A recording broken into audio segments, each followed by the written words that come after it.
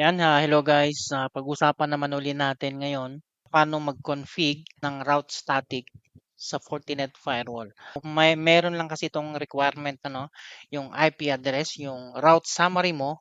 Kung hindi mo alam kung saan nanggaling yan, wala ka mailalagay doon sa route static mo.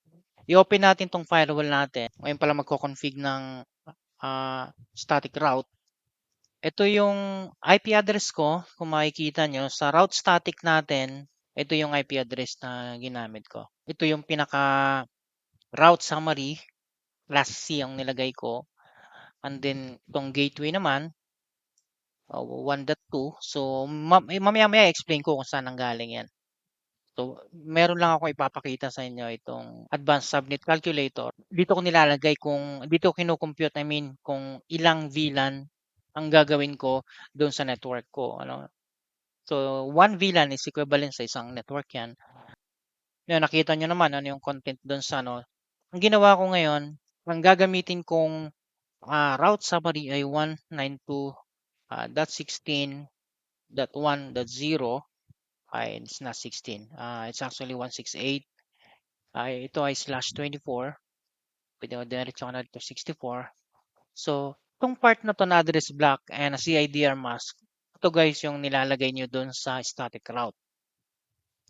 At ang magiging subnet nyo dyan, depende kung ilang subnet ang gusto nyo. So, dito lang sa baba, ayan, kunyari gusto kong 4, so expected pag 4, 62 host lang ang pwedeng gumamit dyan. Ibig sabihin nun, 62 computer lang, kasama na dyan yung cellphone, ang pwedeng kumabit. Sumobra ka naman dyan, ibig sabihin pwedeng kumonect.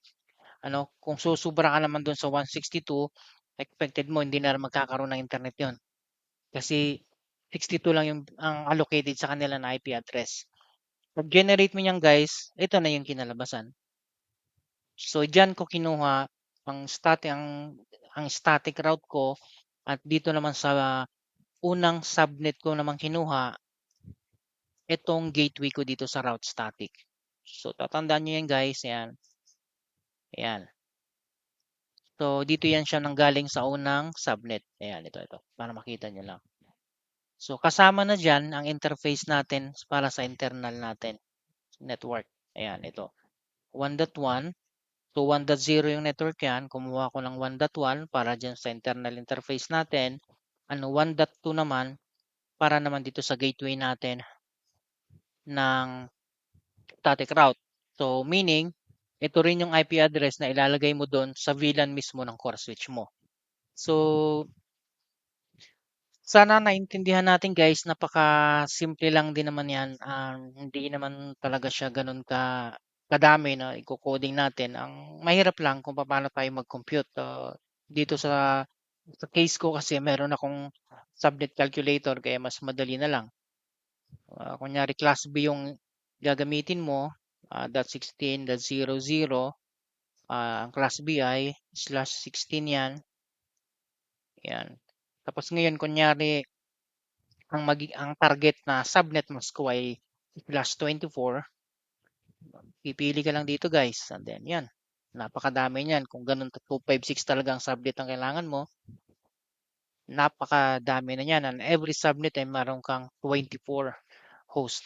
So yan ang ibig sabihin nun.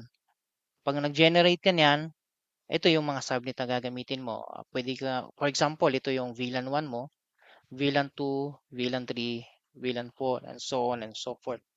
So, ganun ibig sabihin nun. So, hindi ka mawawala. Ito yung ilalagay mo dun sa may static route. Ito rin ang ilalagay mo sa sa mask niya. And then, pipili ka na dito. O kaya mamimili ka na kung aling subnet dito ang gagamitin mo naman as a gateway. Kapareho naman to sa interface naman dito. Kagaya ng ginawa ko sa Fortinet na to. So yun lang guys. Hopefully na-explain ko ng maayos at naintindihan nyo rin. Kung may mga tanong guys, message lang din po kayo. And madaming salamat.